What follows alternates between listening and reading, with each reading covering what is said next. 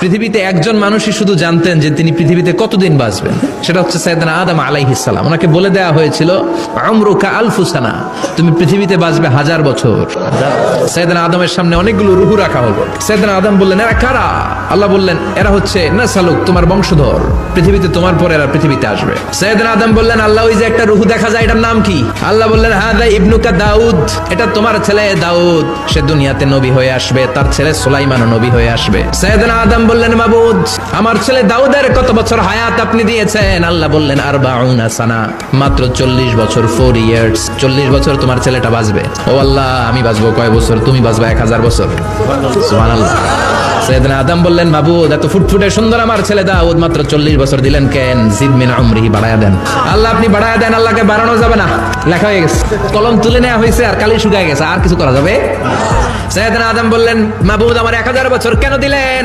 আমার এই সুন্দর ফুটফুটে ছেলেটারে মাত্র শুধুমাত্র 40 বছর কেন দিলেন? ও মাবুদ, আমার 1000 বছরের দরকার নাই, আমার 1000 বছর থেকে 60 বছর আমি আমার ছেলেরে দিয়ে দিলাম। দাউদ আলাইহিস সালাম বাঁচবে 40 বছর, তো বাপ আদম যদি আরো 60 দেয়, 40 আর 60 মিলে কত হয়? আর আদম আলাইহিস সালাম পেয়েছিলেন 1000 বছর, 60 কমে গেলে রইল কত? 940 বছর পৃথিবীতে থাকার পরে মালাকুল মাউত চলে এসেছে, কারণ এটা অন টাইম। আল্লাহ বললেন, লিকুল্লি উম্মাতিন আজালুন ফাইদা জা আজালুহুম লা ইস্তাখিরুনা সাআতান ওয়া লা ইস্তাকদিমুন। মৃত্যুর একটা নির্ধারিত সময় আমি বেঁধে দিয়েছি, অন টাইম, অন টাইমেই চলে আসে, 1 সেকেন্ড আগেও আসবে না, 1 সেকেন্ড পরেও আসবে না। 940 বছর বয়সে মালাকুল মাউত এসে হাজির, এসে বলল, জিতু আন আকবাদা রূহাক, রূহ কবজ করতে আসছি। আদম আলাইহিস সালাম বললেন, রূহ কবজ করতে আসছেন মানে? আমি বাঁচবো 1000 বছর।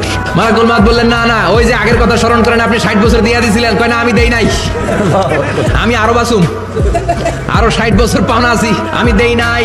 মালাকুল মাউত বলে, আল্লাহ ঘটনা দেখেন দিয়া, কয় দেই নাই। আল্লাহ কয়, থাক, কথা কইস না, আয়া পড়। সুবহানাল্লাহ পড়েন। নাসিয়া আদম ফানাসিয়া বানু, ভুলে গেছেন উনি, আমরা ভুলে যাই, আমরা খেয়ে বলছি খাই নাই, নিছিলাম পকেটে, কয় নেই নাই। এরকম ডাকাইত আছে না নাই?